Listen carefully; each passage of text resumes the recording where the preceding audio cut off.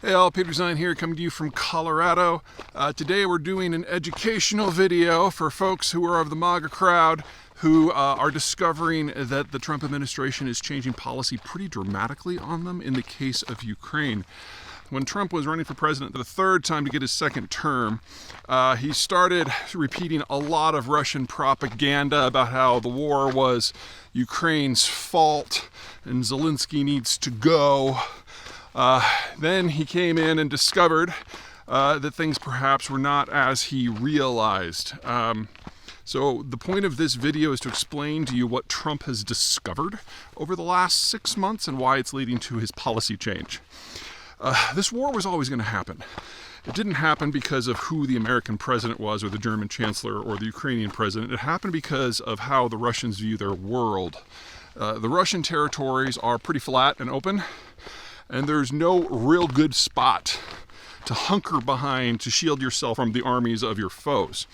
And so Russian strategy, going back to the time of the early czars, centuries ago, has been to expand, conquer the people next to you, subjugate them, turn them into cannon fodder, and then use them as a vanguard to attack the next group of people, and repeat, and repeat, and repeat, until eventually you reach a geographic border that tanks can't go through. And so Muscovy expanded into Tatarstan, expanded into Ukraine, expanded into the Baltics. And they keep going until they hit those geographic barriers. And the key ones are the Baltic Sea, the Carpathian Mountains, the deserts of Central Asia, and the Tian Mountains of Central Asia, and the Caucasus.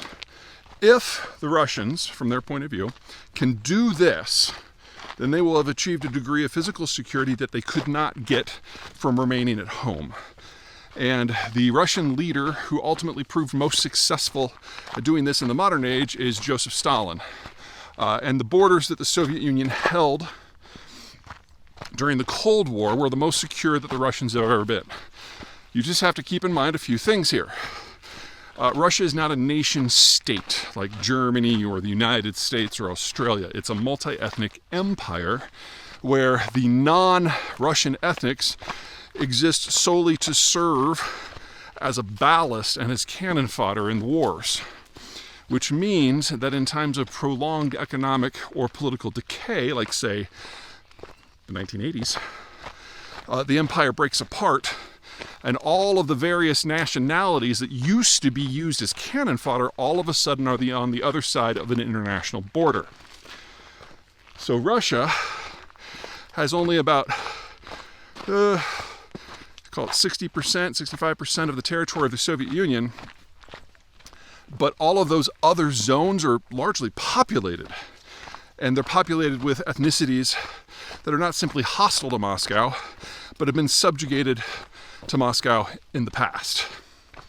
Now, modern day, the Russian population is dying out. There are two big things that shape demographics, and the first is the degree of urbanization, and the second is economic wherefore and health. So first, urbanization. Starting under Stalin, but really getting serious under Brezhnev, the Soviets started a massive urbanization campaign, basically taking people off the farm and cramming them into small housing units.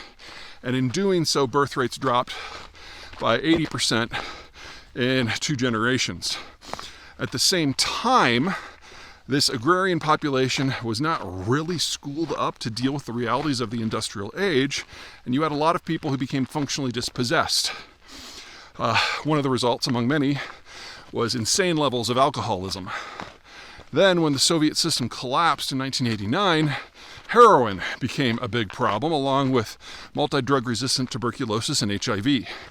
And so arguably the Russian population of the 2000s, 2010s, and today is the least healthy in the world, and one of the ones that has faced so low of birth rates for so long that the actual ethnicity of Russians is vanishing.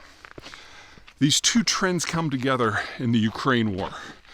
First, the Putin government has tried to expand on the cheap through the 2000s, sponsoring coups and assassinating people throughout what they call their near abroad throughout the 2000s and 2010s, trying to shape the political space of these countries that they used to control in order to force them to do what Moscow wants.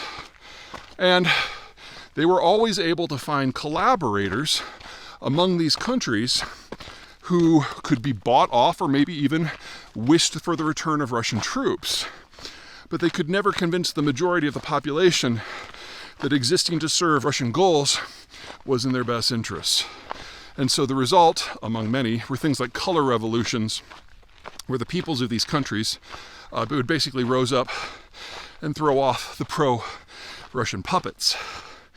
And then the second problem, demographics, is that the Russian birth rate has been so low for so long, the Russians are losing the capacity to field an army of their own. And they don't control enough subject peoples anymore to generate a large conscript army full of cannon fodder. So the late 2020s, where we are now, was always going to be the last period where there were enough ethnic Russian men in their 20s where making a go of a military solution could happen. These two things come together in the Ukraine war, with the Putin government basically going all in. It was always going to happen. It was always going to happen about now. The only question is, how does the rest of the world in general, and the United States specifically, react to it? Because remember, the Russians will keep going until they reach a geographic barrier that can stop tanks. Ukraine's only part of that. Ukraine is the 9th post-Soviet war that the Russians have participated in, and it will not be the last. We will also, if Ukraine falls, have conflicts in Moldova, Estonia, Latvia, Lithuania, Poland and Romania, Kazakhstan, Georgia, Azerbaijan, and probably Uzbekistan as well. This is just the next phase of Putin's plan, of the Russian plan, that, if anything, was written 500 years ago.